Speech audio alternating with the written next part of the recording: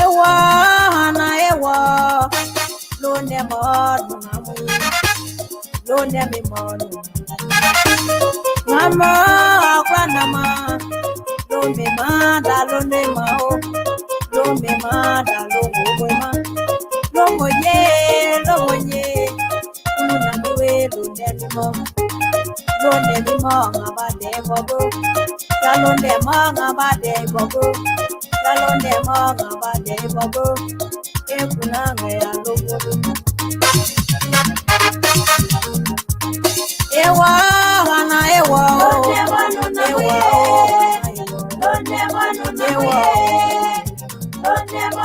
una miwe lobo mie ekuna ngwe londe mi mo ya londe mo ngabade bobo ana de bona oga egina ana de bona oga egina ewa o ana ewa londe wanu na muye londe wanu na muye londe wanu na wela boga egina ye ne wela boga egina ye no egana longe ganyanga ana egana longo garenye dua longo bo anama dua longo bo ana ele ngabe mwe ana ele ngabe mwe ya kuna longo miwa ena mwe ngalonde mima ya londe ma ngawade ipobo ya londe ma ngawade ipobo ana elo ngabe mwe ewala ana ewa ewala ana ewa londe wanu na muye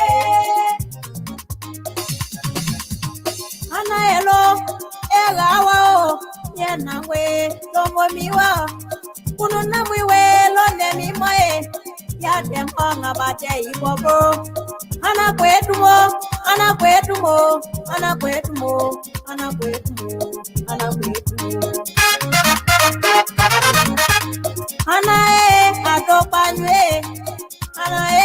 adopanywe ana go adopanyo malongo na wasamyo samela ngjuwa ba walongo engana kwale kamobo kabalo ne kubo ewa ana ewa londe wanu na muye ana ewa londe wanu na muye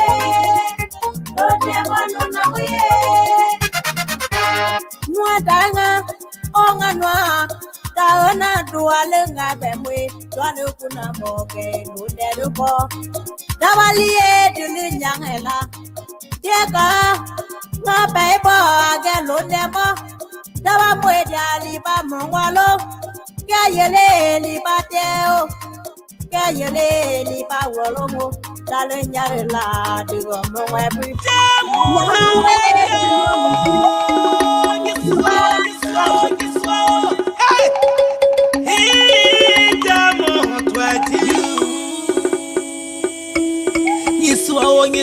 Niswao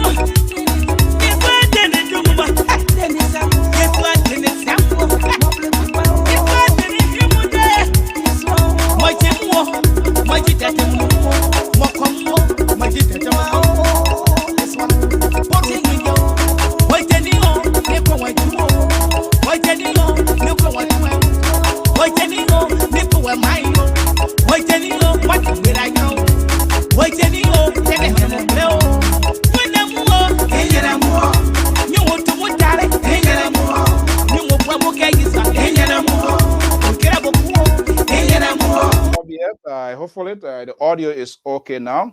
We want to welcome you to this broadcast. I'm Alfonso ZERYEANT of the Liberia Public Radio and Lpr-Tv. If you are in Liberia, we say good evening.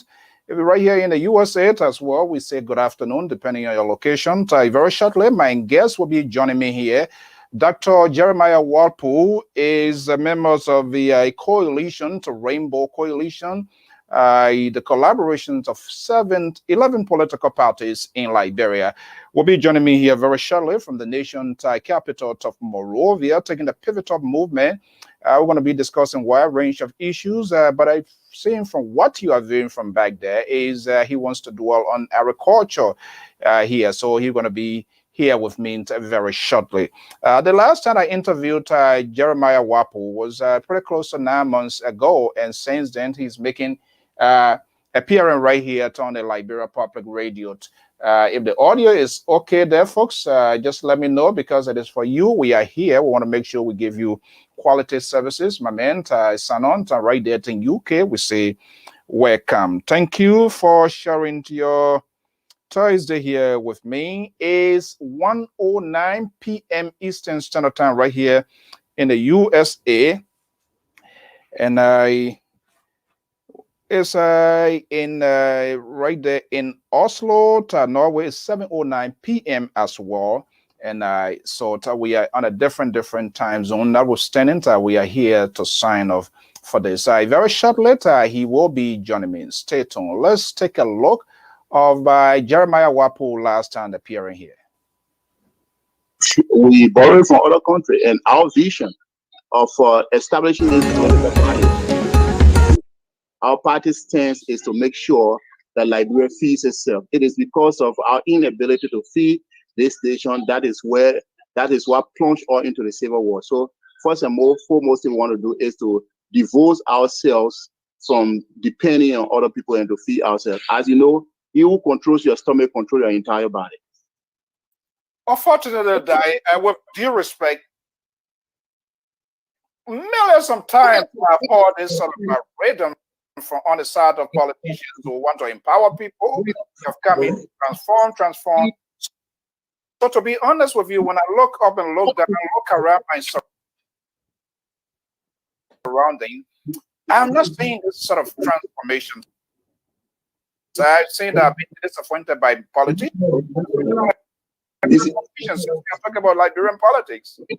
Yeah, you know, Mr. Sio, the idea is that people talk about transformation, but are they transformational agents? There's a difference to preach transformation and being a transformational agent. Because before you become a transformational agent, you got to start from yourselves. Okay, now what we're doing in Liberia, we preach transformation, we preach agriculture to be the bedrock, the foundation on which this nation should stand. We preached it during the election. Of course, our voice was not economically loud, so Liberian people can hear us. But what we're doing right now in Liberia is that. What was responsible? You know this network, you know the traditional network, especially when you are having a conversation with me. So it's going to be a kind of reality. So why okay? Like I said, that was Jeremiah Whapoe. That shortly he will be joining me. Let's see what's going to be the new talking point here this afternoon. You have what, 4 political parties in collaboration under the banner CPP. You have 3 coalitions. You have 11 as the Rainbow, with the new other parties being born. That was standing. They are having issues. Just bear with me here a little bit. Let's go to our sisters. Liberians are very creative, no matter where they are locations. Liberian women in Canada echoing their voices as well, their talents, their skills, and their usefulness, and which, of course, indeed. Let's take a quick commercial break. I will be back as we try to connect with our guests. Katwae, what does it mean to be a woman, a Black woman, an African woman, a Liberian woman? To be a Liberian woman is Jiglunu, which means remember. Remember that you are strong because of your experiences, and to always be true to who you are. Yakama Jiglunu. Panife, Medigaga, Yenyengu Sui, Yawega, Kodi Lai. So I'm Alice Johnson Hina, and I'm going to talk to you on failing and not giving up. Mwanjama jaweyo, mwanjama iyanjaweyo, mwanjama jaweyo, mwanjama. Kake Liberia Musofindi, wole within. Ka Anna Talifo, Maliate. Being a Liberian woman means telling our story, our own story with no apologies and authentically. She brave. Oh, baby. Farafi muso kolo eminere. Labia muso kolo eminere. Muso lojan. You are beautiful. Liberians, we have a unique culture, good food, beautiful clothing, music, marriages, languages, how we sit at the table, how we greet our elders. Let's keep our culture alive. To my fellow Liberian women out there, I want to encourage you today. Know that you are beautiful, you are strong, you are brave, you are intelligent. Stop holding back. Stand up and be a part of history making. And to my Liberian Canadian women, I encourage you to join the team. Join the team, bring your ideas, and we will merge our ideas. Okay, there you have it. That courtesy of the Liberians Associations in Canada, of course, the president, young progressive Leo Johnson, who is also a senior contributor of the Liberia Public Radio and Lpr-Tv. It's 1:14 Eastern Standard Time. We want to welcome our viewers and listeners across the globe. Protocols to a little 6 after the time in Liberia. Our guest is standing by. We want to welcome you, our man James Mobota, there at LPR's network inside Liberia. Thank you for joining us. Let's get this ball rolling.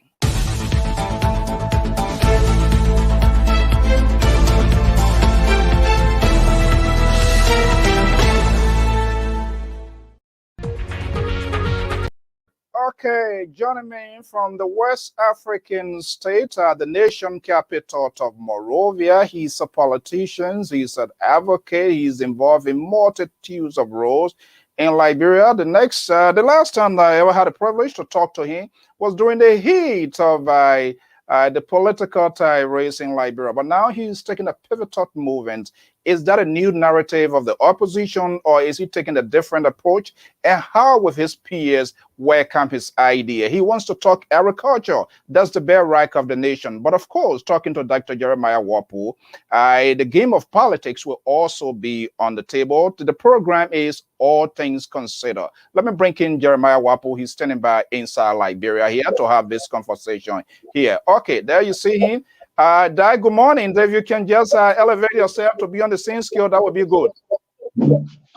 Is it okay? Very good. Perfect. Good evening. I'm sorry to say morning. I'm thinking I'm still in the morning hour here. Good evening. Okay. Good evening. How you doing? Mr. Zion, how's everything over? You always low young. What are you using, man? Well, it's by the grace of God. I don't want to be a politician because it wears you down to beat you up. Then you get to realize I enjoy what I'm doing. Trust me, when we take over and fix the country, you would like to be politician. When we take over, this is a story, this is a narrative we've been here, and we're going to go in depth again. I don't know who is taking over from whom, what is the autonomy. Yet to see that, I am not convinced. We've been hearing the story over and over and over and over. So you know what? It's not strange to me. That's their play. Okay, so Dr. Whapoe, thank you for joining me. Thank you for coming here. The last time we had this conversation was pretty close to 9 months ago. Yeah, definitely, yeah. Okay, so let's see here. What's the difference? But of course, talking to you, we cannot exclude the game of politics. But something that you really find interest in is agriculture. And agriculture and itself is huge, is broad, is vague. So definitely, let's get a ball rolling here. Time is fast spent here. Why are you finding so much interest in agriculture? I haven't heard that. You have been saying it, but to be coming off forcefully this time around, functionings of government, all of that. Why is so much important to you? Well, the nation that they said a healthy nation is a wealthy nation, and good health comes through good diets. If you do not have good diet, you cannot be healthy. And based on this backdrop and other few reasons that are associated with the well-being of the people, we found it very interesting to feed our nation, because the hands that feeds you is the one that controls you. Like I understood, right now, Liberia is not an independent nation. We might claim it, that Liberia is an independent nation. July 26 comes, we celebrate it, we jump around, we share gifts around. But to me, Liberia is not an independent nation, because how independent can you be when everything you do in your home is then dictated by somebody else? So I believe that through our effort to make sure that this nation feeds itself, it will be one of the country through which this nation can have true independence or experience true independence. Is it in the literal context or out of reality? Well, it depends how you want to understand it, but to me, looking at it, where Liberia depends on its neighbors to feed it, those are the neighbors that will dictate what Liberia should look like, what governance should be in Liberia, because they feed us. For example, you, Mr. Zion, over there, how do you feel if you cannot feed your children in the home? Somebody else is feed your children. Somebody else is feed your wife. You think who will have hegemony over your wife? It's the person that feeds your wife, because it is the person that's the breadwinner for your family. So therefore, your entire family will listen to that person. And similarly, that's what happened in Liberia right now. Today, Liberia is having a capital flight of over $480 million US just for the importation of rice into the country. We're having a capital flight of $23 million US for the importation of pepper. We're having a capital flight of $18 million for the importation of peanuts, $18.3 million for the importation of oranges in the country. If you have a small economy like Liberia's economy, that is about $554 million US. If you can have the capital flight in all of your consumable industry, what do you think will be the welfare of your people? How will your people climb the social ladder? So as a citizen of this nation, I found it very expedient that we work towards feeding our country. If we cannot feed our country, we'll not exercise the real independence that we all long for. Okay, let me then ask you, is the administration not leading the cause in that direction for the nation to feed itself? Well, this government and past government, they have ignored the plight of the Liberian people when it comes to putting food on their table. So can you push on your left hand side so that the camera we can capture you much better? No, okay, on your right. That would be on your right. If you can go further again. Okay, perfect. Better? Yeah. Okay. Yes. Yeah. So like I was saying, this government and past government, it is not only this government alone. Past government failed the Liberian people. The tall government failed the Liberian people. How come you saw that April 14 came? The Samuel Doe government failed the Liberian people. That how the violence that erupted in 1979 continued to 1980, it continued to 1999 with the eruption of the civil war in Liberia. All of those violence that we experienced in Liberia, I strongly feel, based on the research that we have conducted in our institution, it tells us that it is a result of poverty and the lack of food in Liberia. So if you are a leader and you see a problem that hundreds and thousands of your citizens died, and you cannot solve that problem, you came to power, you leave that power, you transpose that power, I mean that problem to another generation, there's a potential that there will be an ice burst one of these days, and the violence that erupted and killed hundreds and thousands of people, it might happen again. So we don't want that. In my work, I don't want that. I want to take the stand and work with a meaningful Liberia who will come around me and buy the vision so we can feed this nation. Meaningful Liberia. The fault for which we are paying in this pays for quite a long time, decades now. Have you discovered that? Well, the fault that we've that brought us to this menace that we are in. Number one, we are yet to understand our own problem, how to attack the problem. And one thing is that if you want to kill a tree in your yard, you don't start killing the tree from the root. I mean, from the leaf or the branches. You have to kill it from the root. Liberia is a country of indignation where the majority of the citizenry live on less than $2 a day. If you have a nation like that, and you see government officials instead of paying attention to make sure Liberia still have malnourished children, and paying attention to making sure that this country has a rightful diet for the little ones who parents cannot afford. They got parents who are disabled, they cannot afford. They got parents who have different social problems who cannot afford. But yet, there's nowhere in Monrovia, Liberia, Republic of Liberia, where you have social assistance anywhere that these people who cannot afford will go and receive assistance on a monthly basis, regularly on a monthly basis, so that they cannot be mendicant in the street. The Bible says it clearly, we should be our brother's keeper. Where is the brother keeping that we are doing it? We don't do it. The government runs as a private enterprise where people who work in the government benefit. If you do not work in the government, you don't benefit. So therefore, that is not government. Once you run a government like that, and people that are outside the government, people who elected you to serve them, they don't benefit from the government directly or one way or the other. Indirectly, it's not a government anymore, it's a private enterprise. And so we do not want a private enterprise. Yeah, Dr. Whapoe, then when you're talking about government, it's a whole set, it's a whole group of people, institutions, bodies involved that constitute the government. But it seems to me for the last decades and over, Liberians' argument has only been on the executive branch of government. Is that fair enough to argument that as well? Can't we? Not at all. Two branches of government? Not at all. You see, what happens is this: when you have people of integrity in position, they function the way that it should be able to be a commonplace or utilitarian to the people. But what we've observed over the period of time is that everybody puts the burden on the executive, and the reason that people put the burden on the executive, I don't put the entire burden on the executive. I don't do that, but I know that whatsoever the unit does, the commander is responsible. The reason that people put the burden on the executive because it is the executive that's supposed to lead the role to solving these problems. But the executive has ignored it. All executives that have come over the period of time in the government of Liberia, they have ignored that plight. But what they do in essence is that they use their neighboring country, their friends, so that they can use Liberia as a market ground where their friends come and make business, they make money out of it and take the money away because they are benefiting from them directly, not the common people. And with me, my politics and my existence as a person is about the people. I don't care how much gets on my table, whether I get it or not, but so long my brothers are happy, I'm happy. The true happiness of an individual does not come from himself, but those that surround you. And that's why I'm in the fight to make sure that we feed this nation.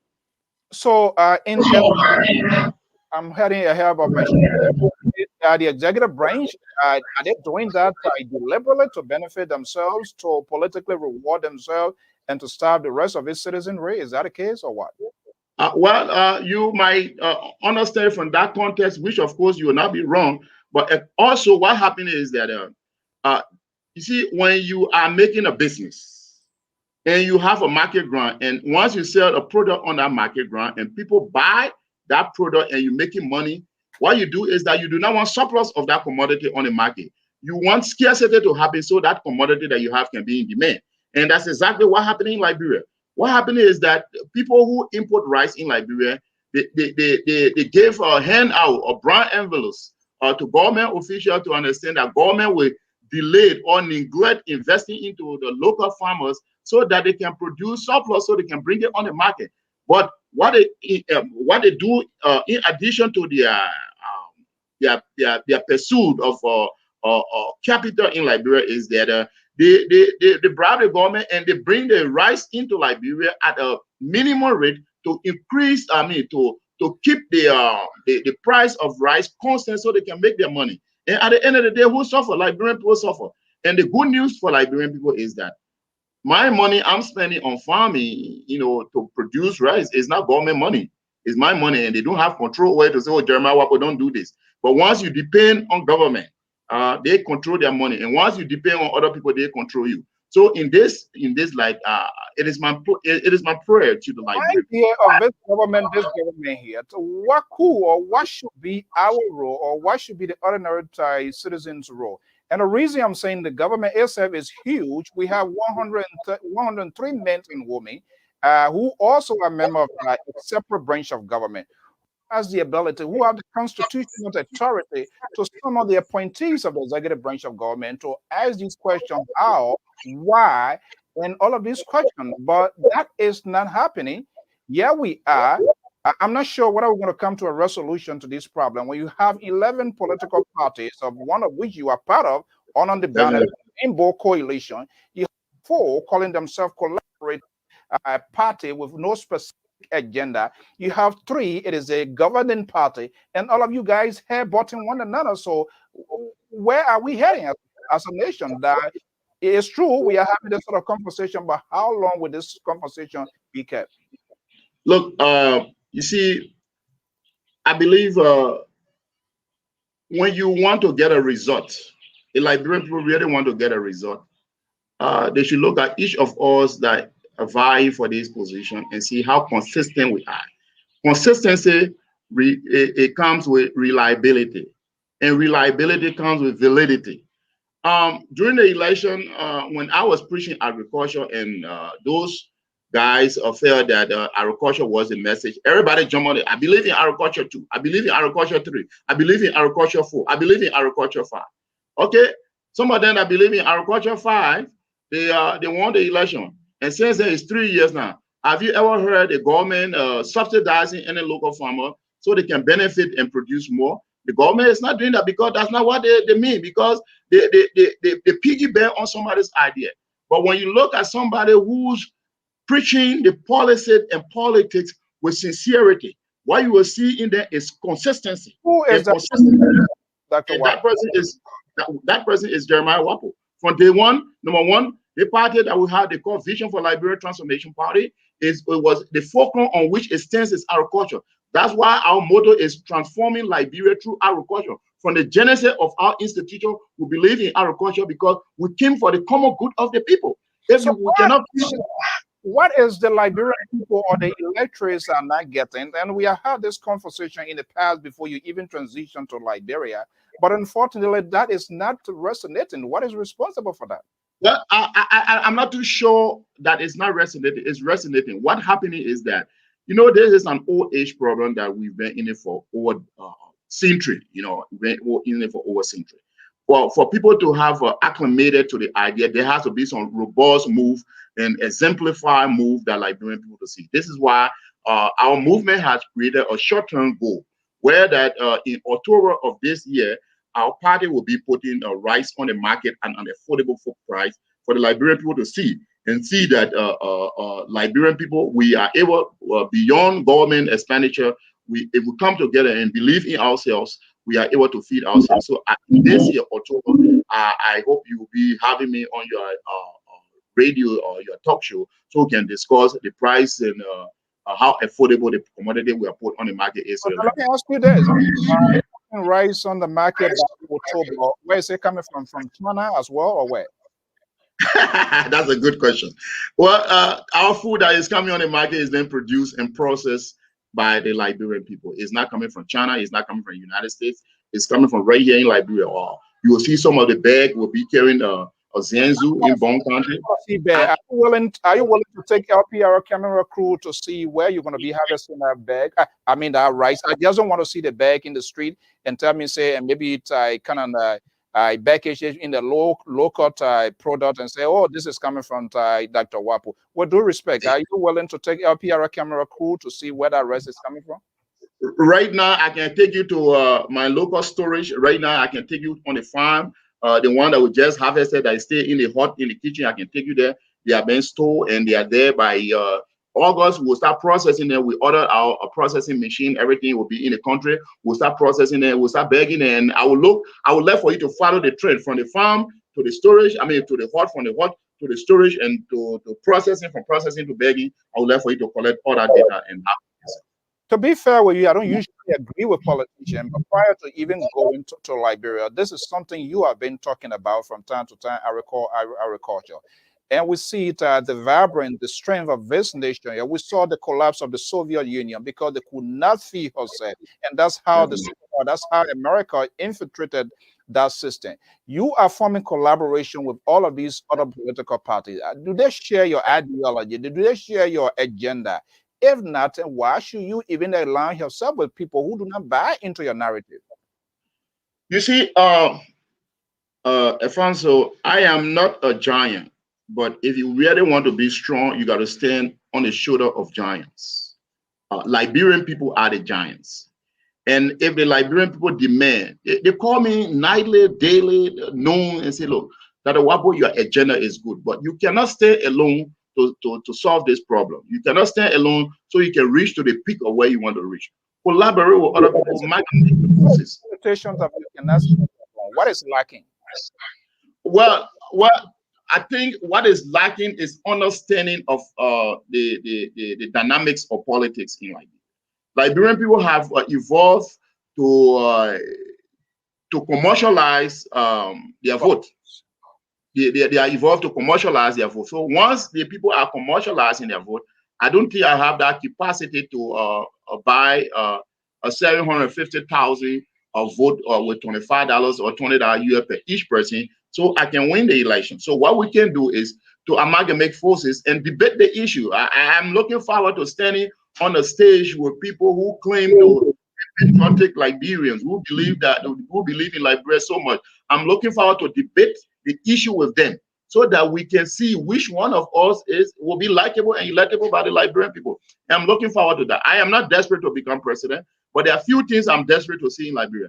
I'm very much desperate to see the disabled people that in the street on a daily basis, they beg for food. I'm desperate to see them leave the street and they have their individual food in their individual homes. I'm desperate to see. People listening to us here, they will say, wait a minute, these stories we've been hearing these songs, we have danced these songs, we have celebrated these songs. But guess what? When we entrust these people with our vote, when we send them to Capitol Hill, when we send them to the executive mansion, that becomes a different thing, and the tone change. So, well, the difference is like you said earlier. I'm coming 1 second to respond. What makes you so unique that if we trust you today, by the time you start getting your tinted windshield, $45,000 vehicles, and not even having meeting with your constituents, not even consulting your constituents, it becomes difficult because you are there for 9 years, for 6 years, nothing else we can do. So what sets you apart now that for us to do business with you? What set me apart is it, like you said earlier, prior to my migration to Liberia, my home, to come and live here, that was a song I was singing. And I came in the country, I sang the same song during the political process, during the campaign process.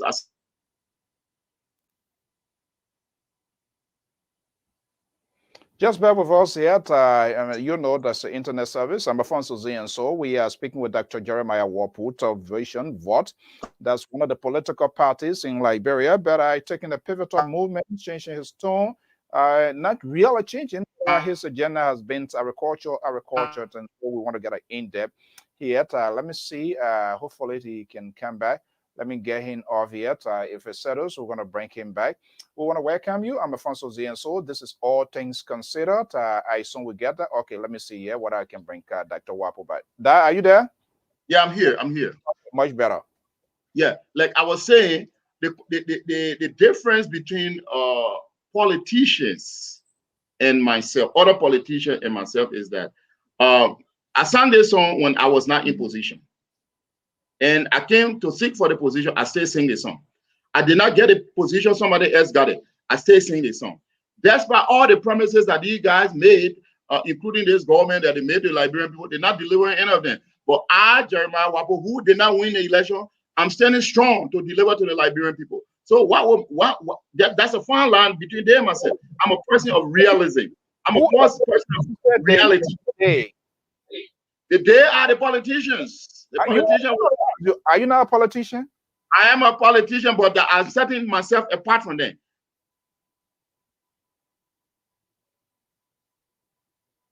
Are you there?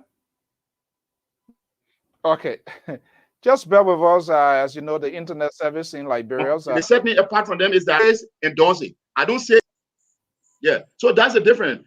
It's very cheap to say it, but very expensive to do it. And the expensive one, which is to do that, what I'm doing right now. I'm delivering my campaign promises to the Liberian people, yet I did not win the election. That was set me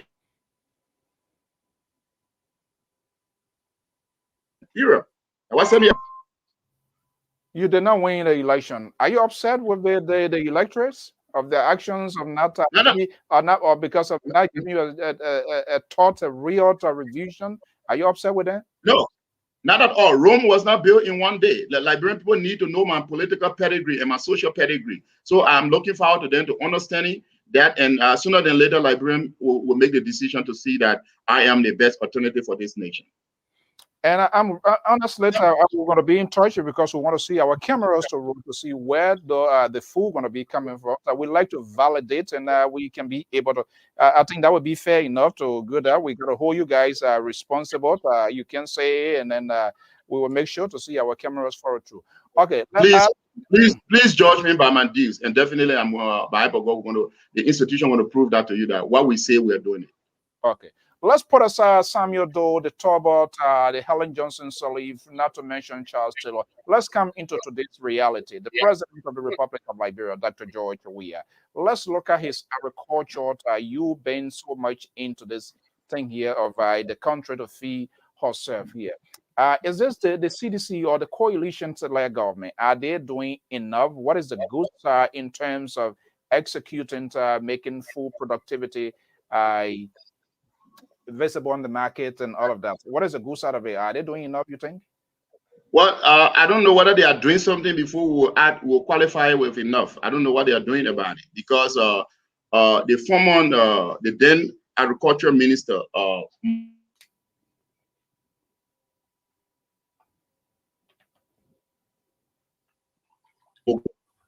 way Liberia can feed itself is if Liberia can invest about $500 million United States dollars into the agriculture industry, which of course I address it to them. I say that's a fallacy. Liberia can be transformed into an oasis of hope from the agriculture industry if Liberian government can invest about $24 million into the agriculture industry for 2 consecutive years. If that is done, Liberia will be able to feed itself. We will not be able to import any rice into this country. Looking at the population and the pace in which our population is growing, $24 million invested into the agriculture industry with the plan that we have on hand, Liberia will be able to feed itself. We'll have surplus that will go out of Liberia on the international market for marketing. So therefore, that assumption that the agriculture minister making that projection to the government, it tells me in the wise mind that they are not ready to invest into the Liberian agriculture industry. Because one, up as we speak, there's no program in Liberia. No program in Liberia that the government is giving subsidies to local farmers. Not alone, they as government be involved in robust agriculture themselves. I haven't seen that. So hold on 1 second. Are you saying here on record on LPR that the government is in no way any form or shape rendering subsidy to local farmers, to local organizations to supplement or to enforce the agricultural program in the country? Are you saying the government is not rendering anything at all? Well, as we speak now at this hour, which is 6:41, I have not seen it.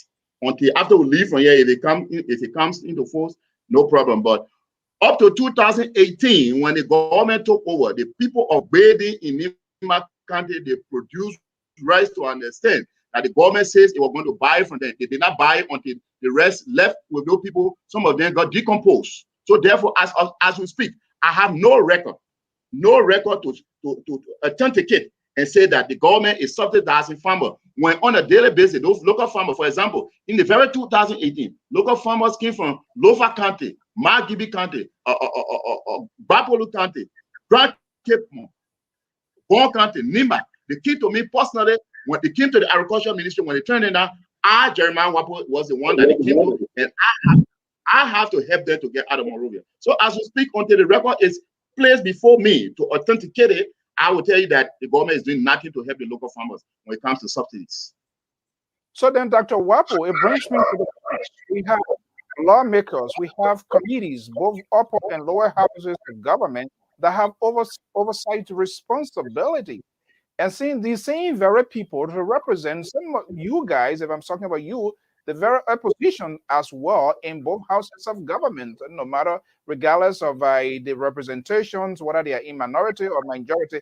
But when I look at these people, they don't talk to one another. They don't dialogue. They don't have a conversation. They don't work in a bipartisan context. You being here, you know it can be as ugly as it is.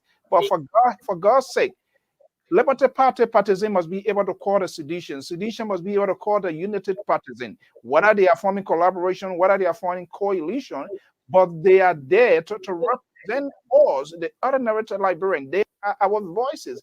That is not happening. Do you guys call you people, your folks that are representing these folks in both and lower houses? Do you call their attention as well, or we just want to blame the executive branch of government? No, I am not blaming. I'm blaming the government, not the executive branch alone. I'm blaming the government. And what happens is, are they part of the government?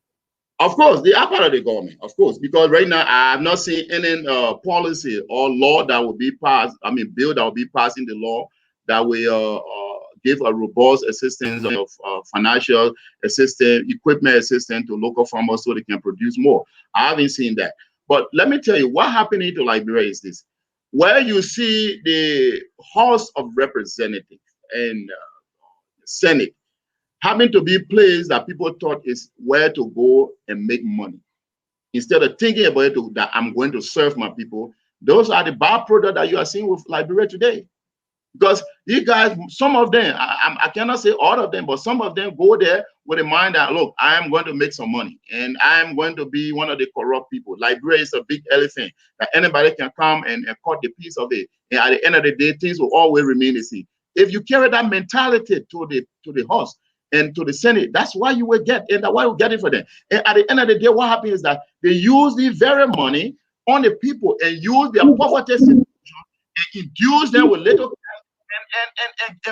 and run to the presidency or run to the legislature to be lawmakers. And you see it today in Liberia. It's a phenomenon because of the poverty situation in Liberia. Liberian people are tired. So now they say, well, when y'all go up there, you're going to do the same thing anyway. Let me eat my own now, because when y'all go there, I know that you'll not do something different. And I don't blame them, because when you have people who do not have the nostalgia feeling for their people, people who do not have that sense of utilitarianism to serve their people, this is what they do. And I can tell you this, the slavery that you see in Africa, in the world today, that we have abolition of slavery, it did not start with the whole nation. It did not start with 100 people. It started with one person, from one person to two person, from two person, until today we have abolition of slavery in the world. If the ability for Liberia to feed itself, it will start with Jeremiah Whapoe, it will start with me, and I can tell you this, by the grace of God, when we are given the mantle of authority in Liberia, from day one, you'll see our plan executed and you'll know that there's a government in Liberia. So, is that under the presidency where transformation do you think can take place? Why, Dr. Jeremiah Whapoe, if we have these 103 men and women in upper house branches of government, are they not doing something? Why Dr. Whapoe is not considering maybe going into the representative or the upper house to affect those changes, to be the transformation guy, to start from that grassroots? You have to fix that, the bottom to top approach. Why so much of the presidency? Well, there's a multiple reasons that we have to seek the presidency, and there's also multiple reasons that we feel that the policies that we want to implement, the likability of it. Also to get on the duplexes and in the condominiums to go enforce as well. Is that the reason behind it? Because the presidency is where all of this have discussions, and that's where everything comes from. Is that where you want to go? Look, Mr. Zion, look at this. I work in the United States. I work with the federal government. I work with state government. I work with local government. I work in various departments. And I was not poor when I was in the United States.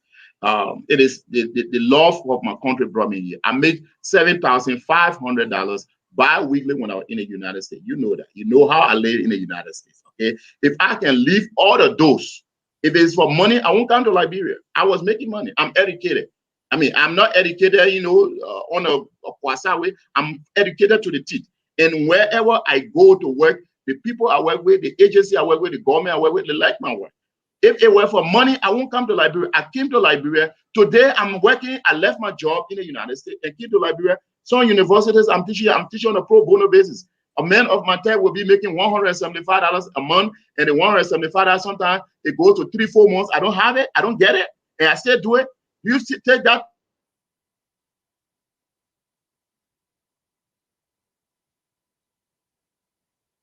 Folks, just bear with us.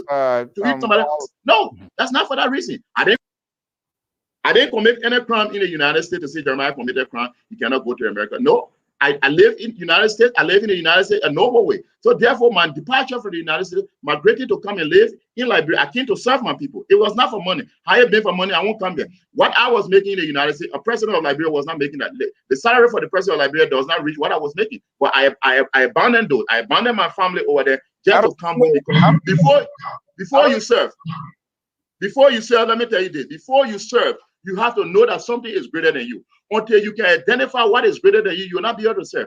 And the only thing I believe is greater than me, that I should serve that person, is my country. And this is why I'm here. So I'm not here for money. Liberia is greater than me, so I must serve the country. Yeah, unfortunately, that to be honest, I don't even know exactly.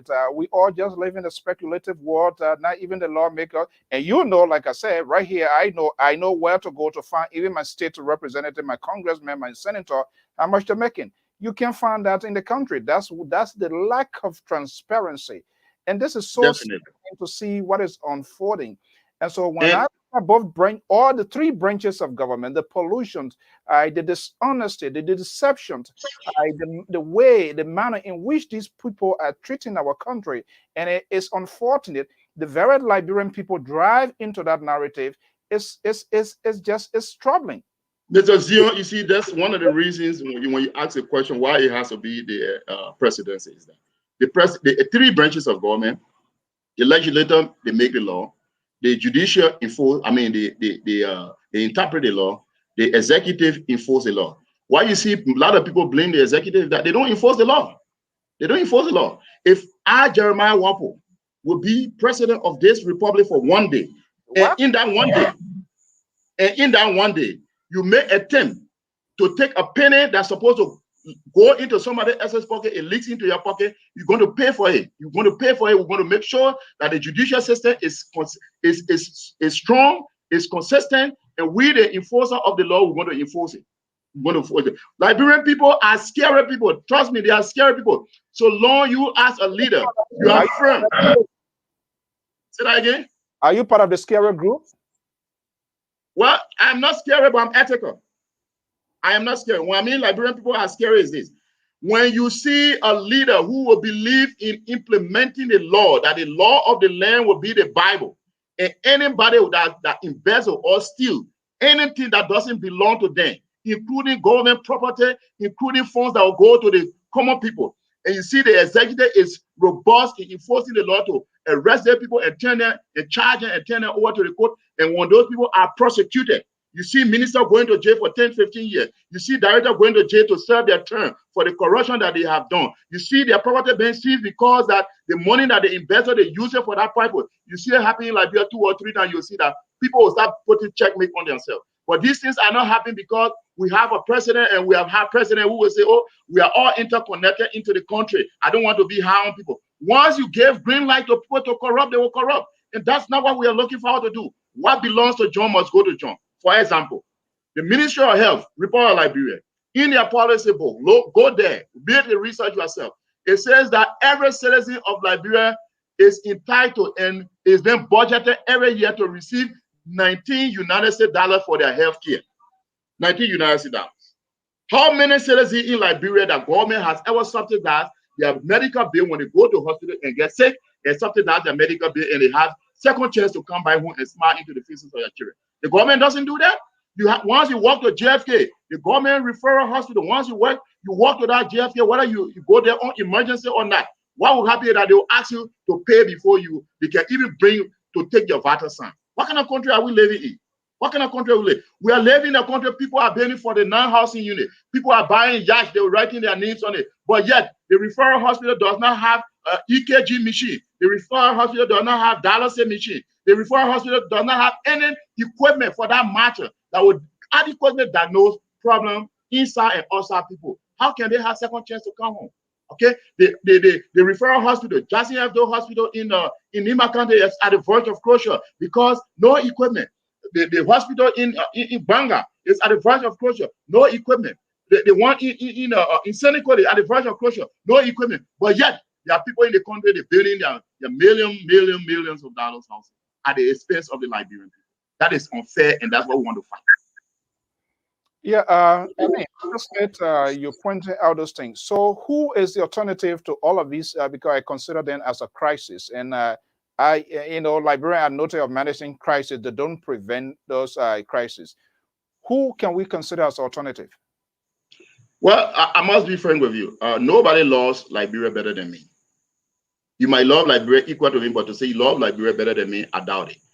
Nobody has a robust plan to solve the problems that Liberian people are going through now better than me. I mean, Because you are still eyeing the presidency of the Republic of Liberia. Say that again? It seems to me, from all indication from your tone, the passion that I'm seeing in you, you are still eyeing the presidency of the Republic of Liberia. Definitely, I'm eyeing it, and I'm looking forward for Liberian people to understanding my quest for this position and why I want it. I do not want money. I have a little bit. I have a little bit that can sustain me until my death time. But what I want is that those little kids who have been used in the street are prostitutes because their parents cannot afford.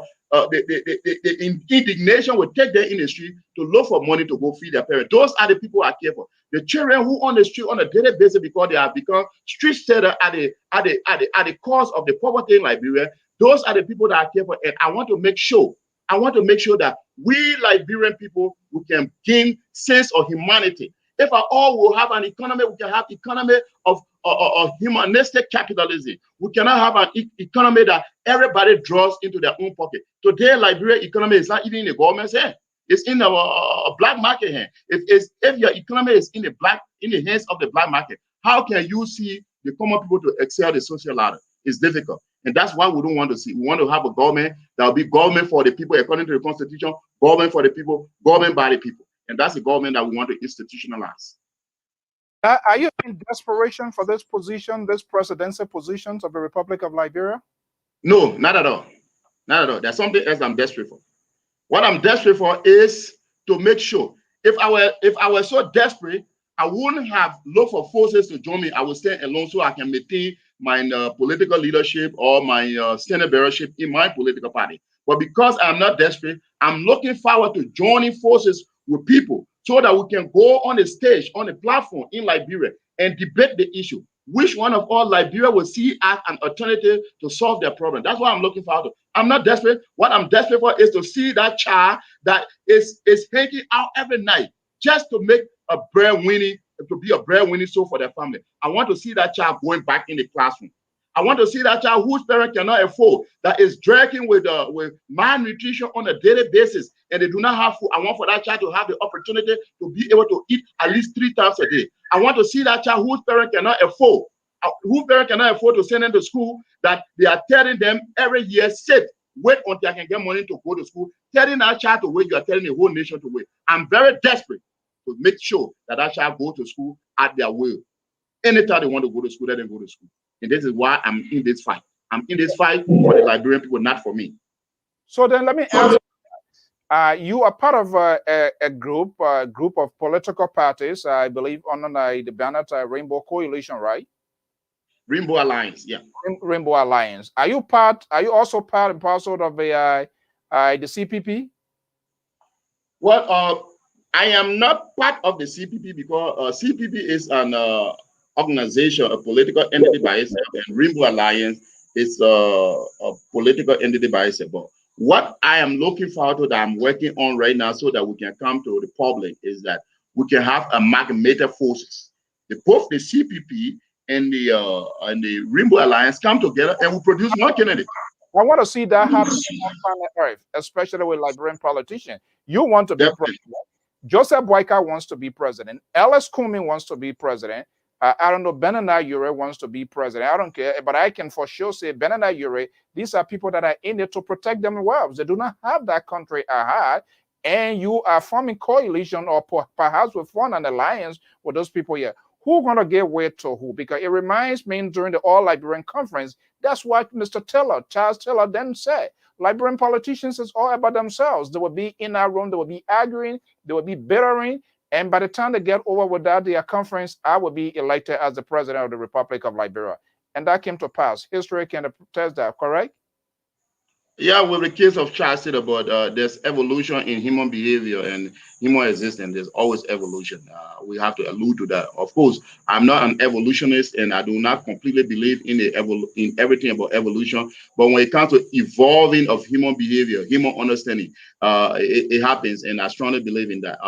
The days of Taylor that has gone over 20 years are gone already, and Liberians have learned over the period of time. You see the example, the common example with the election of Darius Dillon in Monrovia. When Liberians went together, Darius Dillon never had money. Liberians went together, they collected dollar for Dillon, and they collected dollar, and they collected more than 1.3 million Liberian dollars and gave to Darius Dillon. So that tells you that there's some evolution in the context, in the understanding context of our politics. So I have no doubt that amalgamating forces with you guys, if we stand on the stage and debate the issue and show our plan how to emancipate Liberian people from the trap of poverty, I believe that I will be second to none.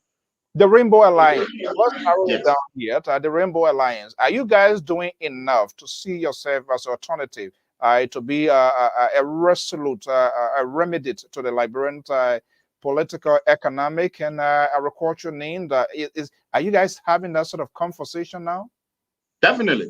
On a daily basis, we have that conversation, and we draft policy. Of course, in the backyard, in the war room, where we go and discuss policy issues. There are a lot of heated debate that go there, but some of us we remain resolute that if there's nothing in it for Liberia, it cannot go on the paper. And with that notion, we stand to be a champion for the advocacy of the Liberian people. And I can tell you this much: Rainbow Alliance will set a difference in Liberia.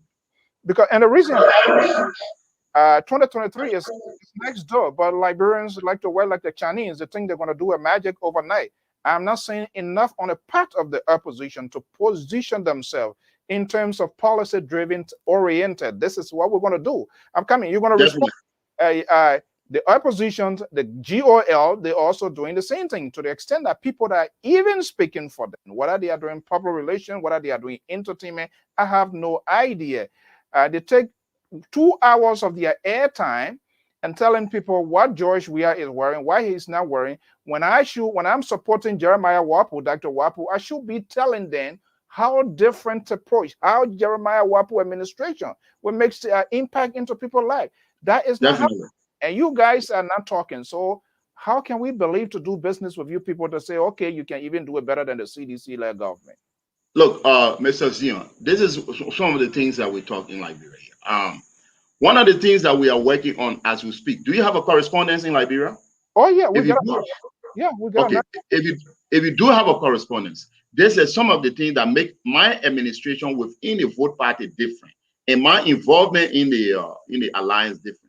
At the end of this month, we will be having a platform, a political platform dialogue with the journalists. We are inviting all the journalists in Liberia. They're going to come in our conference hall where we will display what we intend to do for the Liberian people. We will display to them. They will take it and go discuss it. Then let's jeopardize our plan for the Liberian people with other political parties' plan. Let them put it on the table. I think there's a way to examine each political institution in Liberia. Bring your platform. Don't just talk it. Did you write it on the paper? If you wrote it on the paper, bring it. Let's critique it. Let the public know. And that's exactly what I'm doing. I'm inviting all the journalists in Liberia. At the end of the first week in April, all the journalists will be in my conference hall. We're going to display. We're going to do PowerPoint of our manifesto of our platform to the Liberian people. And the journalists will critique it and compare it to other people plan that they have on the table.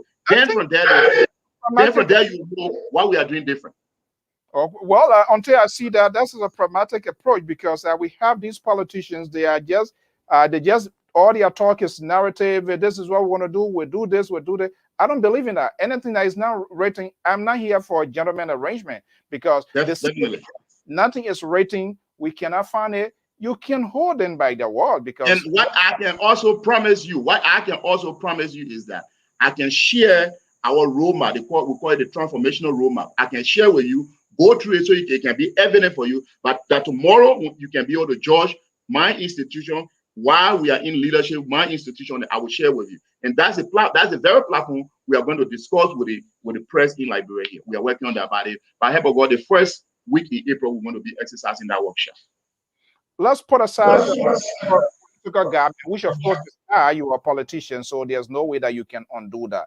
The president of the Republic of Liberia was in the nation's war tour recently within the southeast and other places in Liberia, where he announced, I believe, 22 million going to be apportioned to small businesses in Liberia. Waiting to see the details. My own frustrations are yet to see after the president's trip in a nationwide tour. Maybe it's out there. If it is out there, if I haven't seen it, then I'm going to say I apologize.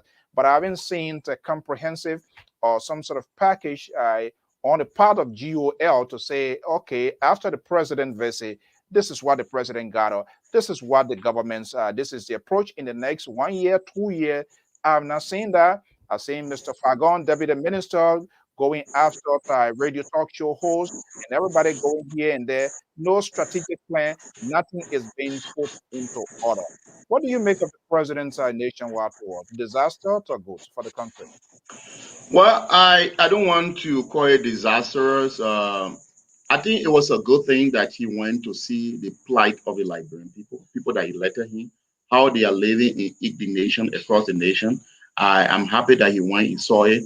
But one thing I strongly believe is that whatsoever the president has told the people there, it won't be implemented. And I'm not just saying it because I want to say it. And the reason is this: the president has too much loose end. If you want to accomplish little by little and show short-term win, this is what the president doesn't do. Everywhere the president went, he promises, but yet he says that the government is broke, the government doesn't have money.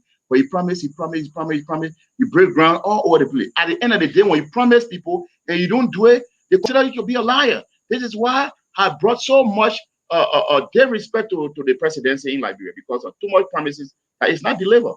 And I can tell you this much: the president might have good thinking to do it, but his inner circle, they do not care for this country.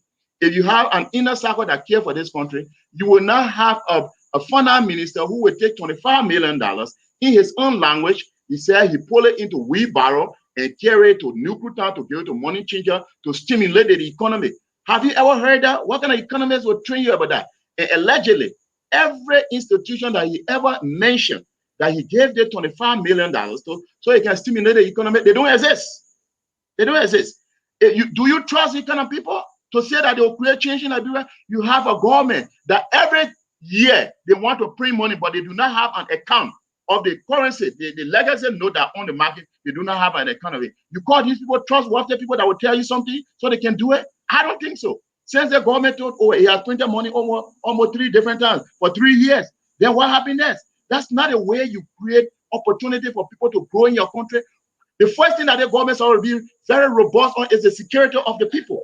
Once the country is secure, you will see that investor will flow. Once investor flow in the country, job will be created. There's no job created in Liberia. The only job that is being created in Liberia is the multiplicity of motorbikes in the street, and these boys hurt or kill themselves on a daily basis. Or your property that you spend money on, they damage it and run away. You're not creating job for the people. You are damaging the future of this country. Today we got different layers of citizens in Liberia. We have the Zogo, we got the Zogoli, we got the Zogopis. You want to know what is the Zogoli? The Zogos are the male Zogos who are the disappointed youth in Liberia who go around steal from people or harm people or kill people. Those guys, we call them the Zogos.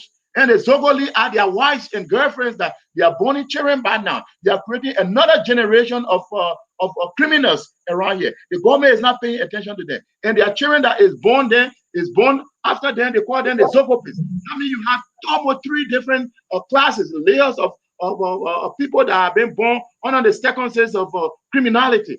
Now, the government does not create any program to take these people from the street. What the government does is that when election time is coming, the government called them and gave them $5,000 each. If you give a drug addict $5,000, what do you expect the drug addict to do with it? To go and take in more drugs, to damage them. Is that a helpful one? No. The government is not doing anything in the interest of the Liberian people. So for me to say, I trust this government that anything they have promised the Liberian people, it will do it. It will be out of the blue sky. I don't think I can do that. I can't do that because I don't trust the government. It's your party. I don't all trust of this these things you are outlining. these things that you are pointing out, is your party addressing those issues? Are they part of your plan that you're going to take? Are you going to address those issues? Definitely. Like I said, I will share the transformational roadmap that we have. I'm going to share with you. I have your email. The first thing I can do this week is not good. Tuesday. Tuesday, when I get to my office, I'll be able to email it to you so you can peruse it and be able to analyze it yourself. And from there, maybe you call me on your platform so we can discuss it. And whatever I'm telling you is what we are waiting. Is that we are government waiting. We know that now or then we will be able to win the presidency in Liberia. And from day one, that trumpet is blown, that this vote party or the party that vote is heading has taken leadership in Liberia, that the Whapoe, Jeremiah Whapoe, is the president of this nation. From that moment, you will get to know that there's president in this nation. You will be the stand-up for the alliance?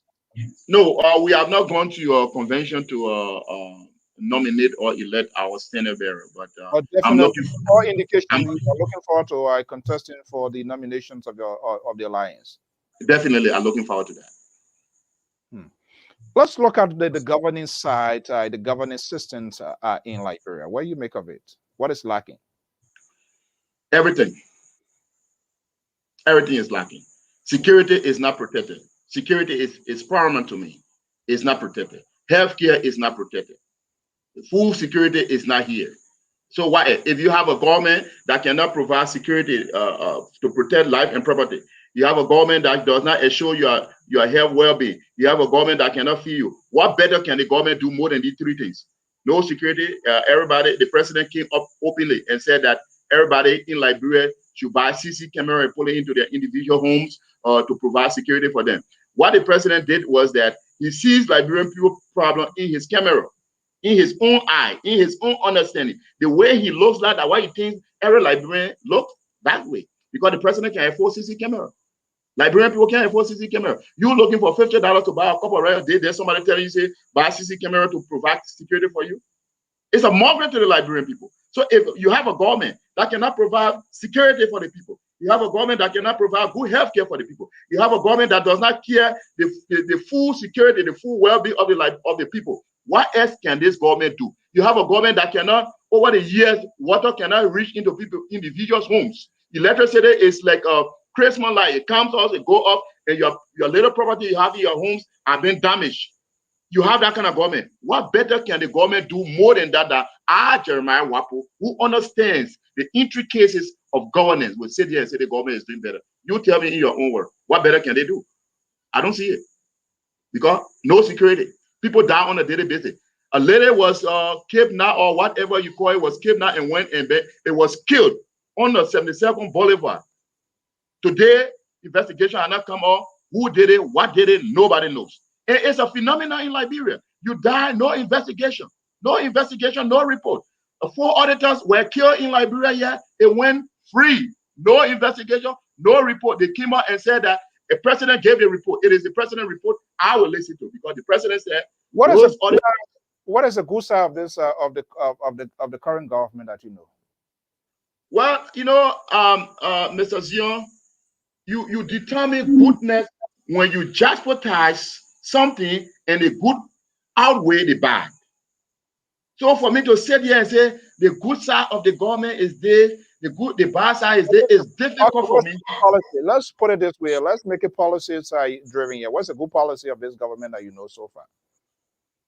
Well, the only policy that I think might be a little bit working for Liberia is that they usually take contribution from the donor organizations to bring it to Liberia. Of course, when they eat it on their table, the breadcrumbs will drop on the floor so Liberian people can eat it one way or the other, because they give too much credence to donor organizations to come to Liberia. That's what I see. But so far, when it comes to real governance of the Liberian people, when it comes to the education system, the scholarship program that was at the Ministry of Education for students to benefit from is no more functioning. Can you imagine that? Government does not have subsidy for healthcare.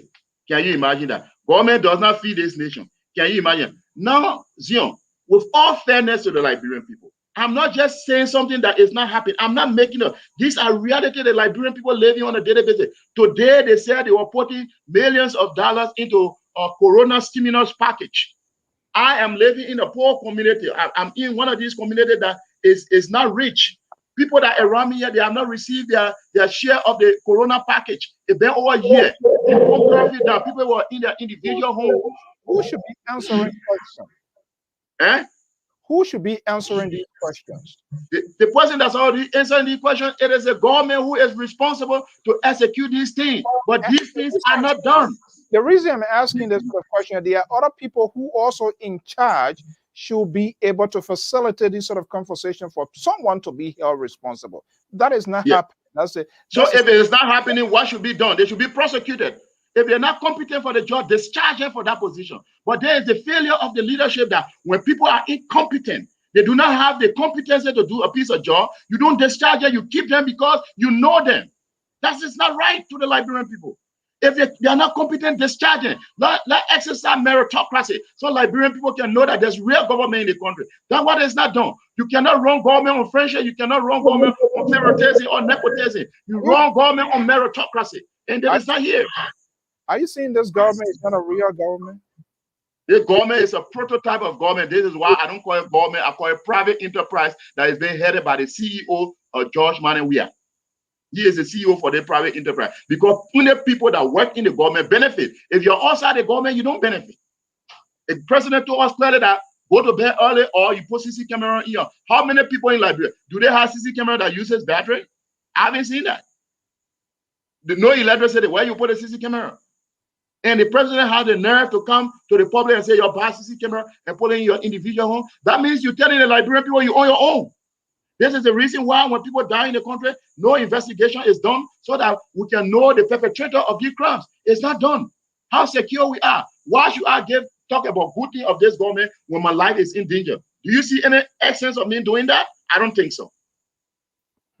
So we're having a conversation today. And when Dr. Whapoe leaves this network here, this platform, and by coincidence, anything can happen. Nothing is off the table. And you were able to phone call today from the president. Hey, wait a minute. I didn't know that somebody like this is willing to, with this sort of broad idea, who knows how government works, who knows how to turn things around. If you got a call from the president today to come and say, okay, come and be part of the system, let's get it fixed. Will you answer that call? Definitely. Let me tell you something. I will never refuse a call from the president of this nation because one day I'm looking forward to becoming a president that will also place call to somebody. I will never refuse a call from the president, especially to serve the nation. But there are few things that need to be put into place that will make me to serve. Because you cannot give me position and set me up for failure. Because it can be a trap that will set you up for failure when you say, oh, he was in the government or off it. No, there will be certain things that will be put into place that will be under my jurisdiction, under my command, that will have control. And one of those things I put into place, I'm willing to serve this government. But one thing I will not do is that I will not accept position that will be set up for a failure. I will not do that. So how do you know that to be a failure? There's potential in doing that. For example, Mr. Nathaniel Blama, he was the director for EPA. And according to their policies that I read, Mr. Nathaniel Blama did not do anything wrong. He went, he signed a contract with the foreign partners for the funding to come to Liberia. And the protocol was observed in the signature process.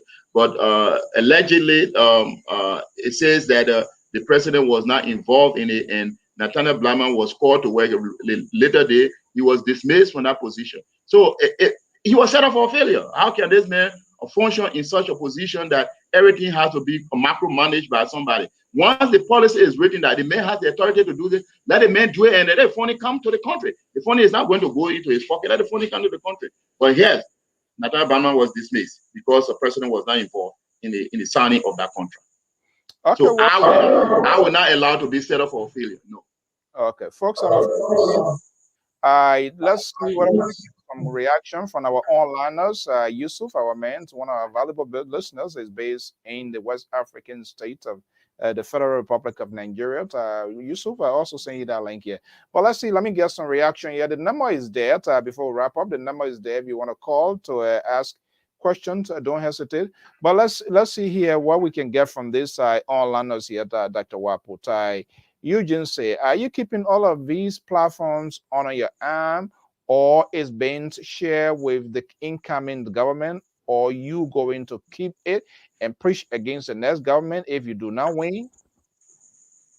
Well, usually your question is great. I think if you listen to my discussion earlier, as I've already announced, it is a public media. I've already announced that April 1, I mean, the first week in April of this year, we will be having a press workshop where the journalists in the Republic of Liberia, all of them, including our Liberia Public Radio, will have a correspondent over there that will be dissecting our platform to the public, and they will go and just advertise it with other political parties' platforms, so Liberian people can know what we have to offer them. So I'm looking forward to it. It's not under my sleeve. It's been public, and we've been preaching it. We've been doing PowerPoints in public places. At this time, we decide to make it more robust by getting to the media, and every media institution in Liberia will have a copy to go and discuss it and just advertise it to other political parties' platform. Okay, that's it. I'm sincerely apologize. I don't know why the audio's going that kind of way here, but hopefully it's okay here. What I'm in conversation with Dr. Jeremiah Whapoe is on the line from the West African state of the Republic of Liberia. He's a major political actor in the political transitions of our country. So 2023 is around the corner. But before we go there, let me get your reaction of this. You are part of a member of in the opposition column as well. The senator-elect Brandon Samuka case. What do you make of that? Well, you see, I am not in the government. 1, 2, I am not in the judicial system. But what I understood so far, from what I have read, and what I have, the documents I have had access to handle, I think that the government should take responsibility of the money being discussed versus Brandon Samuka taking responsibility as an individual. The reason is this: if I am in the leadership and in fact, the first thing is, if the government should not take responsibility, why did they pay $400,000 in the first place against the man? Why did they do that? Why did they go ahead to prosecute Brandon Samuka, saying indeed he was corrupt? He took the money and used it for a personal purpose. Why did they pay? Why did the government pay $400,000? You know, that's a valid question. There, we extended an invitation to Councillor Serena Seaford, the Solicitor General, because first and foremost, what did he didn't know that he knows right now? What were the questions? What were the terms and conditions? And I hosted the spokesperson of Senator-elect Brandon Samuka, even though he also told us here that you are going to send us the letter or a communication to that effect, that the understanding, he had to come a message here again yesterday, and he also made it clear that there were 2 meetings, one at the residence of former President Helen Johnson Sirleaf, and also now President Dr. Weah. Why Helen Johnson Sirleaf, her name has been mentioned in this issue here. There's a tape that we have here where Brandon Samuka said the incoming administration agreed. There was an understanding, all right, that they were going to pay. But on that here, do you think Brandon Samuka is a very smart, intelligent, smart person?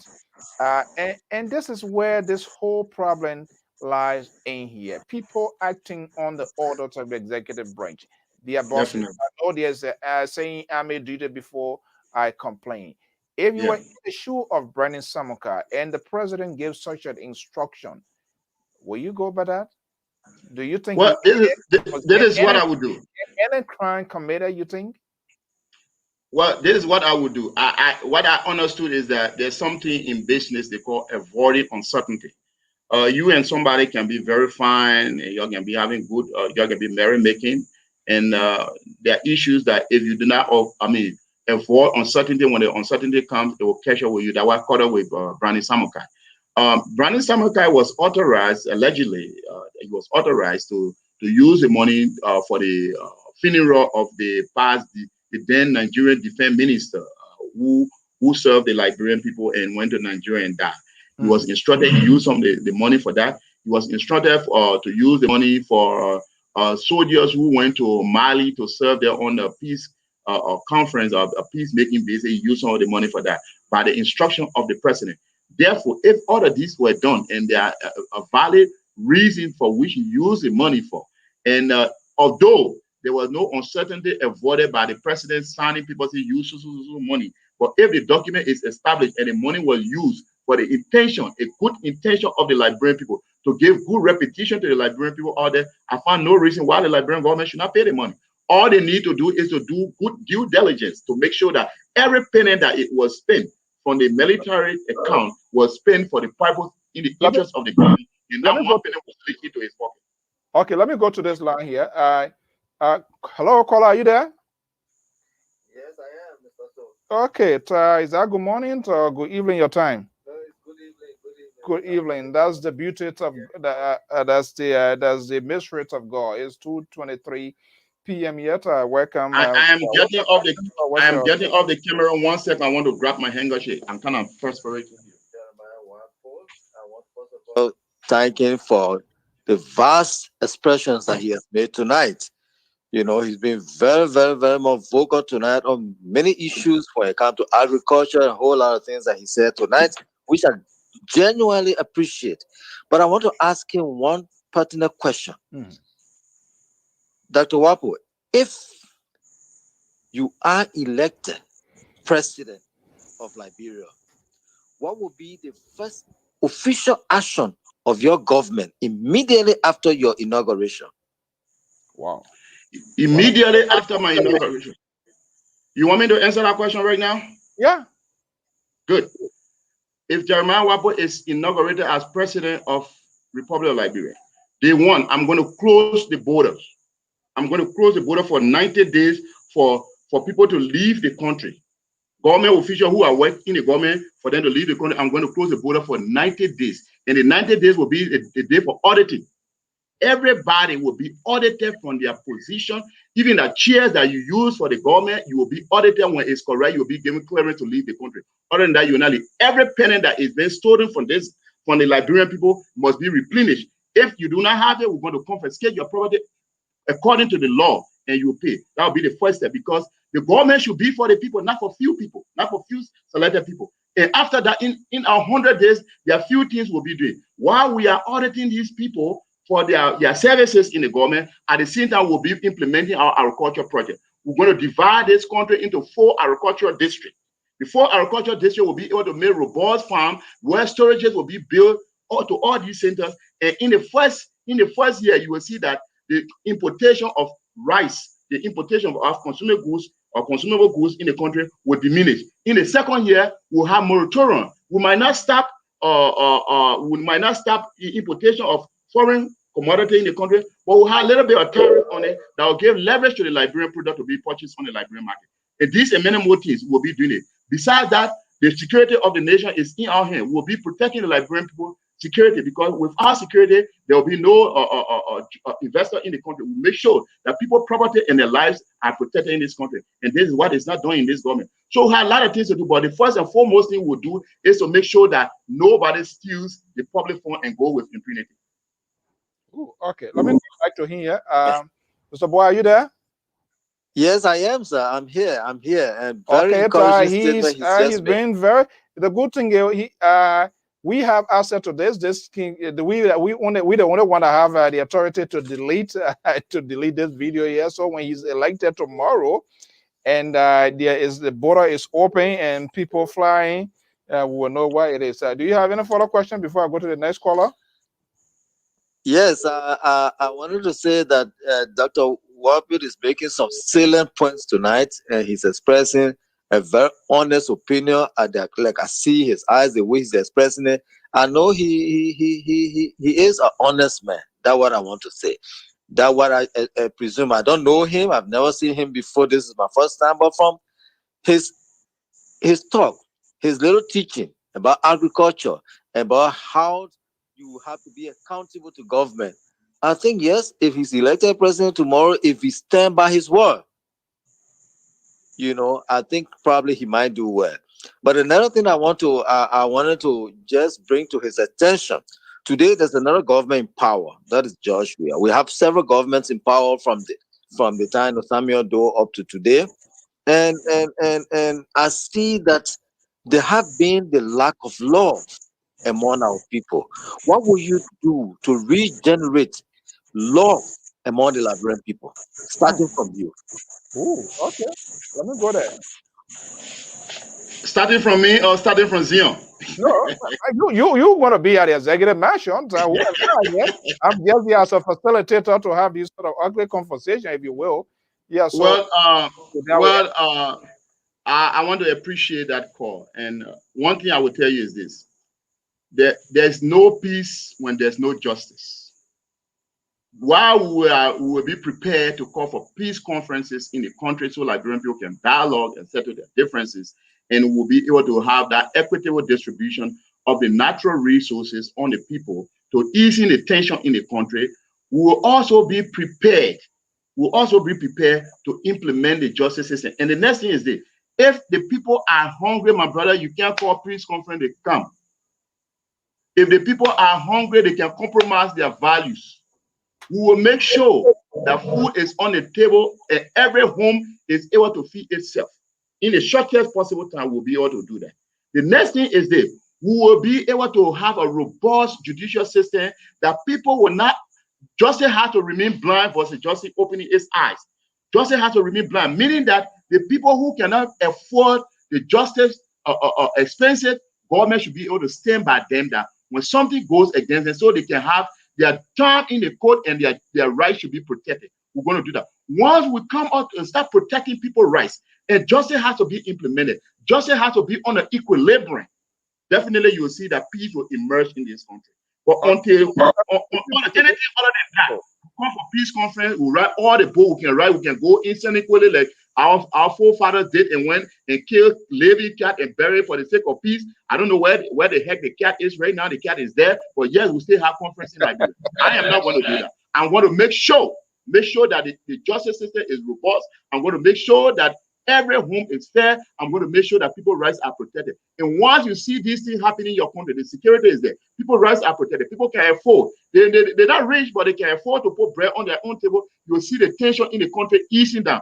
To understand that when you call them to come and sit down and dialogue, they'll be willing. But if you call them and dialogue and they're hungry, they might likely go look for food to eat versus coming to dialogue with you. At the end of the day, they go home with their empty pockets. I'm not going to do that. Okay, Mr. Boy. All right.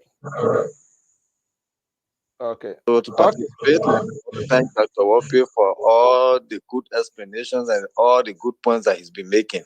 All right. I hope the day will come when we will put him on the front page and asking this question once more.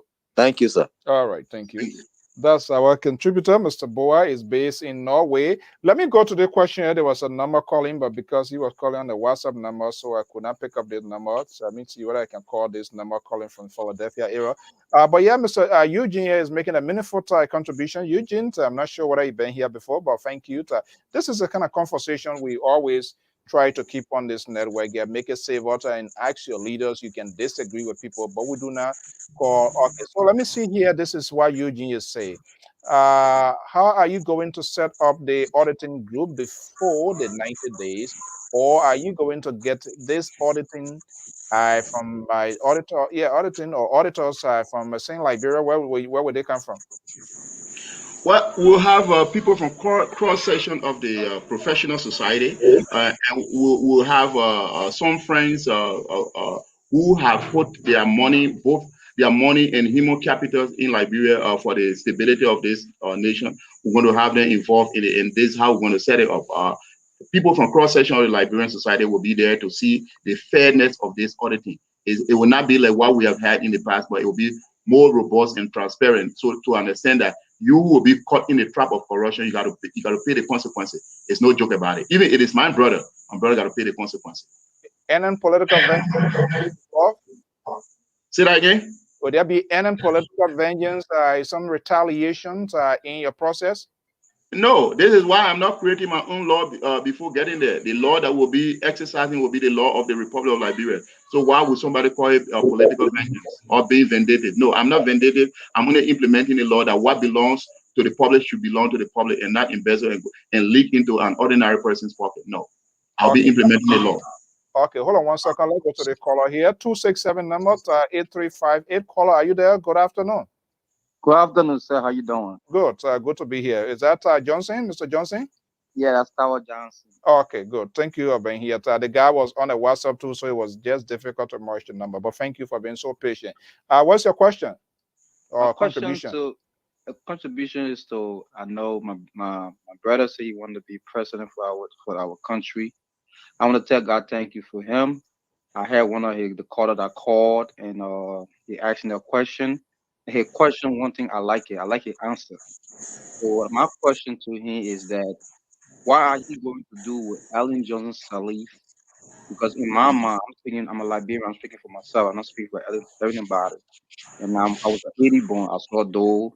I saw Charles Taylor. I saw the interim president. I saw all the things. I think Whapoe. I'm not there for Whapoe. I'm in America. But what would he do? Because to me, Ellen Johnson Sirleaf is one of the worst presidents for my time. What I know about president. I'm not talking about the 80s and the 60s. I mean the 60s and the 70s. Ellen is one of the worst presidents Liberia ever had in my time. So my question to him, she is one of the big corrupt president Liberia ever had. What would he do if he become a president for my country, Republic of Liberia? What would he do with Ellen Johnson Sirleaf and her son who stole the money with no car and sitting now in Ghana as we speak right now? What would he do with both of them? Okay. Ellen and her child. Okay, her before Dr. Whapoe, hold on. Before I go to Dr. Whapoe, for the benefit of my audience, you were very much vehement, Mr. Johnson, if you were to call you, that she is one of the worst presidents? The worst corrupt president. Yeah, on what basis? How you arrive at this conclusion? You can tell us? Yes, I can tell you. I mean, being America, but I follow my country, Liberia. Ellen received when Charles Taylor left Liberia in 2003 and went to jail or wherever time she has the economy that nobody, almost $1 billion. The international war gave to Ellen because they know Liberia had just came out of 14-year civil war. Right. Everyone pulled money into our country. Even Ellen was a president. The United Nations was manning her. ECOWAS was manning her. She didn't have to pay for no police. You see, Whapoe got nobody manning him. Ellen had all this money coming in. Even what his name, President George Bush, gave Liberia free with all our debt and gave us billions of dollars. Today we still had a slump. Today we still had Ebola came in 2014 and our even health structure couldn't even build. George Bush and what's his name? Obama have to send the military to be able for our people to be able to see daylight. And she had all that money.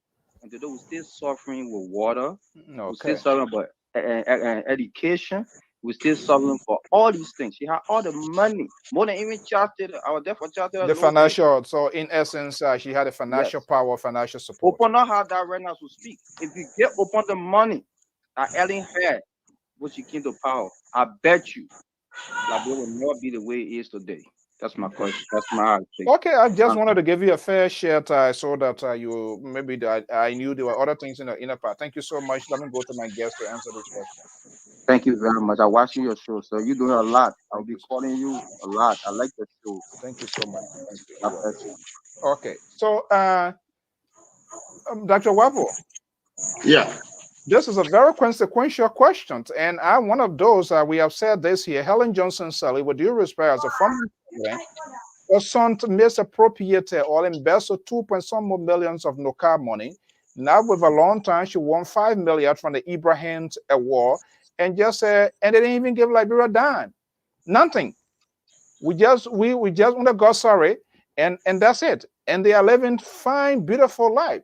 This is a question. So there are a young generation who are keeping eyes, even though they are not in Liberia, but they are gradually getting there to hold politicians and state actors are responsible. Nobody is saying anything about it. She flying around here. We saw what you monitor news. What happened? The attempted bribery by former president of France, Sesco. Right now, most likely he's been monitored by him, or most likely go to jail, or anything could happen. Or the man he's being called in. So no one should be above the law. This is a Liberian asking this question, and he outlined his argument. What will you do to Helen Johnson Sirleaf? Look, his son. Yeah, let me tell you something. My life I don't live for myself. I live my life for people. And once the people are happy, I'm happy. And anybody, whether under my watch, that you do harm to the Liberian people, I am not going to prosecute you. It is the law that will prosecute you. It is the law. The law in Liberia, we have good laws in Liberia. What we have problem with is implementation. So, okay. I'm coming. I am coming. I'm almost getting out of time. I'm not a salad favorite. I don't eat salad yet. Very suddenly, I try to put salad in my mouth. And this is how you politicians can do it. The law, the law. So are you saying what is happening now? It is the law taking that approach in Liberia, Dr. Whapoe? What is happening now is people are not implementing the law. If Ellen Johnson is there all reasonable doubt that we have evidence to indict former President Ellen Johnson Sirleaf, as she said clearly that my son told the money out of responsibility, she will bring that money back. Ain't no if and anybody. The money belongs to the Liberian people, she should bring it back. And they will be audited as well. Let me tell you, we have in our plan to audit at least 5 governments back. 5 governments back. Whatsoever you took from a Liberian people call for, you put it into your personal, you got to bring it back. This country has to move forward. It cannot continue this way. So if there's evidence to establish, documented evidence to establish that Madam Sirleaf was involved in corruption, and we have evidence to that, whether mismanagement, whether embezzlement, Madam Sirleaf is not above the law. Madam Sirleaf will be brought to book, and she will pay the money and the consequence attached to it. She has to pay. Not alone her son. Nobody is above the law. Let's see. Maybe, supposedly, out of our discussion purposes, Jeremiah Whapoe becomes the next president 2023. Her age, nothing going to take into consideration. The law will kick in. The law will kick in. Those things were they happen before the current age that we'll be speaking about. Nothing kicks in. Those things happen before the age you're talking about. So we'll prosecute that person according to the age at the time the crime was committed. All right. Let me go beyond this. Even if she dies, we'll still indict her. If she dies, we'll still investigate. So now I see a light of transparency is in the making. Will you publicly, or have you publicly declare your asset? Because it must start with the top. If you want policies to be implemented, you should come clean. Don't act like a preacher, man. I'm just preaching to you. Don't do what I do, but I do what I say. No. Those days are over. Are you willing to come perfectly, squarely clean before the Liberians electorate, telling us exactly what you're going to be taking into presidency as you stand now if you are going into presidency? That's what they don't do. They give all sort of every electoral process. We do that. Every electoral process we do that. There's one election. I claim my property and my wealth at the time. My property worth at the time, it was claimed, and the records are there. And I'm looking forward to doing it all of the time. I don't have anything to hide. I don't have anything to hide. The records are open. I'm open. Today, you asked me by any means, even before you gave me a teaching job, you said this teaching job require you declaring your asset. Jeremiah Whapoe going to do it. Jeremiah Whapoe will do it. We have 3 identities of some of the problems in Liberia. This is one of our valuable, according to our prime time listener, Mr. Mikey Esmanu. What plan do you have for the Zogos? Quickly before. Good. The plan that we have for the Zogo is that we're going to empower the Zogo. We're going to train them so they can have second chance to be reintegrated into the society. How do we do that? In our government, we have something we'll be making. The first bill that we'll be submitting to the legislator is to create agricultural battalion into the military. And the agricultural battalion that will be recruited, that will be done into the military, will be solely responsible to recruit the Zogos, to detox them, train them with farming equipment, and we'll train them. And while they are doing that, we'll be able to get them off the street, and they will go into military barracks, military camp that will be solely responsible for the agricultural battalion. There where they will be detox, there they will go to school, and from there they will be trained and have skills. By the time they graduate from there and be able to work with this machinery, when they come back to the society, they will have meaning to be called good citizens versus being called Zogo. The first place that will be enlisted there is in the agricultural battalion. Okay. Before we go, it seems our man, you are being placed on the radar of our man Eugene here. Our listeners also keep they do fact check and they help us to facilitate this hardcore conversation. This is Eugene. So this is what he's saying.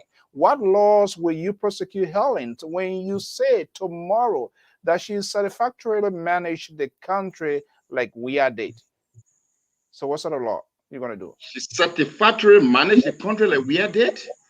The only thing that will tell us that this country has been managed satisfactorily that we are or Ellen is after our audit. We'll get to know whether the T was crossed, the I was that properly. That's the only way we'll be able to come up with a conclusion that somebody has led the country satisfactorily. You cannot say somebody led the country satisfactorily when people are hungry, when they die on a daily basis, no insurance in the country to help people when they're sick so they can go to hospital. The natural resources of this country is not equitably distributed. You're talking about leading country satisfactorily? No. Until the audit tells us that the people are clear, we will not believe that this country is being led satisfactorily when people are on a daily basis crying, dying. No. So you think, President, we are kicked the can down the road because there was a high grade mic given to Helen Johnson Sirleaf. I fail to mention, I do not know in what context he was speaking, but that has been the conversation around the corner here. What Dr. Jeremiah Whapoe, want to thank you so much, Dad, for always making yourself available. So we are looking forward. Again, like I said, let's keep in touch. We want to make our cameras to roll. I want to see where that rest coming from. I don't want to just hear in the bag and appear in the store. You're a politician. That's correct. Yeah, I want to see the root causes, where it coming from, whether Nima, where part of whether it's at the border. Don't worry, we have our guys right there in San Quilly as well. So anywhere they are reachable. I don't want to just see bear in store and say, "Oh, this is Dr. Whapoe." No. I want to see. No. I like that. Thank you very much. Dr. Whapoe, I want to thank you so much for sharing your time with us. We're looking forward to having you here. Anytime you want to share anything with our Liberian people, that's what we do here. I think civil conversation discourse is what we need in the country. And this is where some of our frustration comes from when we see people just acting, yelling, and behaving like a little chihuahua. It's not helping the problem. It's just making not at all. We want to see people that are willing to put solutions. You critique, you put forward alternative. Don't just criticize and walk away. That's not a problem. Like you don't have anything. Dr. Whapoe, thank you so much. What's your final message before we let you go? Well, my final message to the Liberian people that let's keep the torch burning. Our vision of this nation being an oasis of hope in Africa will be delivered, and we're looking forward to that day. And we hope that sooner than later, the child whose parent cannot afford the food in the home will go to bed with hunger no more. The child whose parent cannot afford to send their child to school will be able to have opportunity when they walk into the classroom. Despite no money, they will be accepted and go to school.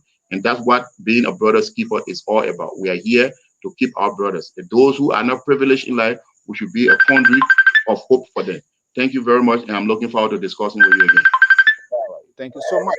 All right, there you have it, folks. I'm Alfonso Zienso, to all our participants, Eugene, to Mikey, and all of you that are following online, whatever you are. If it's your first time hanging up with us, I'm Alfonso Zienso of the Liberia Public Radio and Lpr-Tv. This is how we're going to draw the curtain. We're going to be back here at 8 p.m. Eastern Standard Time, where my team of analysts in the U.S. and other parts of the world are going to be joining us. We're going to be looking at a wide range of issues, discussing the issues and challenges facing our countries is what paramount to us, and those who are willing to put forward remedies. Please subscribe. Our man Abu, thank you for coming here as usual.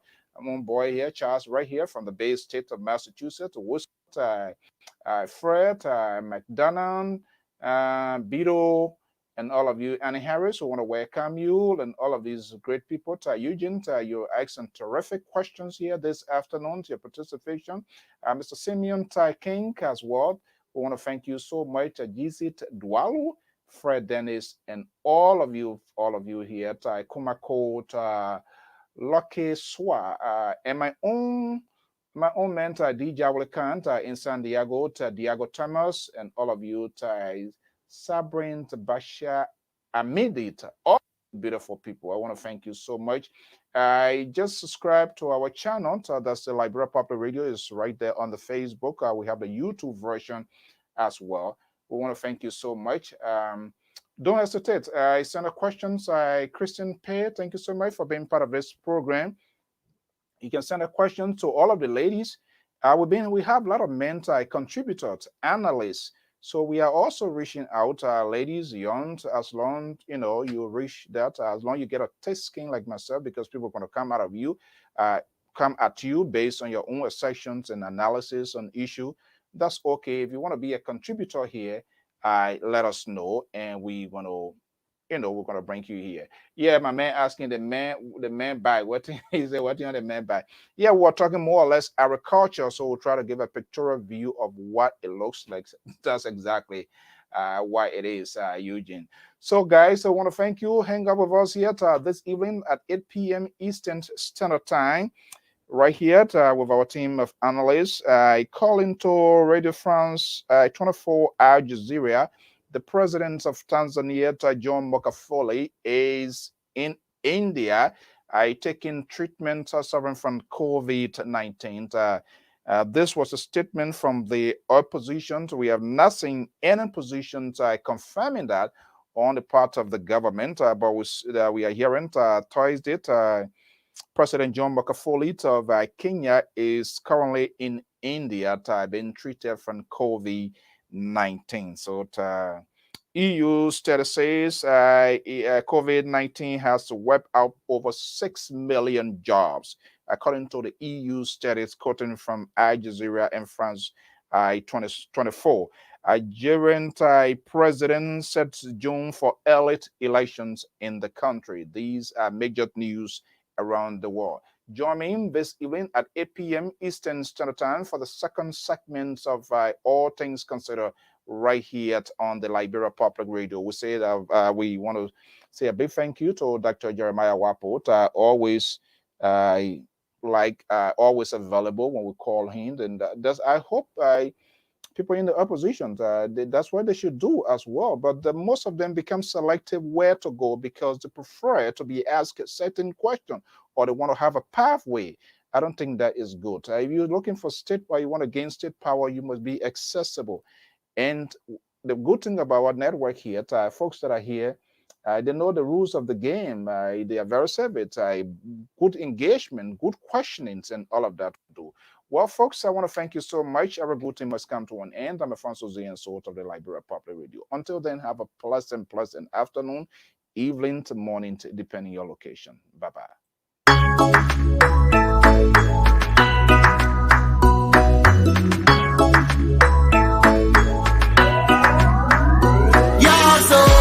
Everybody, everything's going bad. The situation getting worse. Everybody in the country getting mad. It's on the state, poverty on the rise. The leaders them making into promises with no damn strategies. Yeah, this is better days, money in the pockets.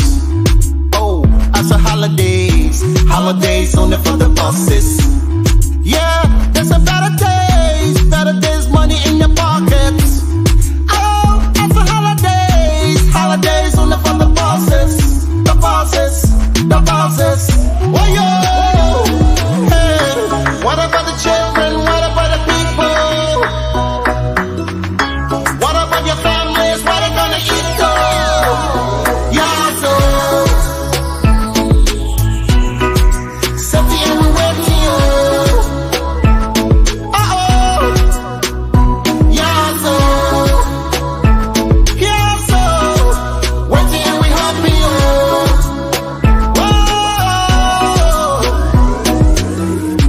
They don't really care about you. They don't care my people is true. They don't want to see you break through. The whole country's getting confused. Corruption, no questions. The country's going in the wrong direction. Leaders I barely many mentions. We don't know where the money come from. Attention, corruptions. Why nobody asks the question? They need to be in detention.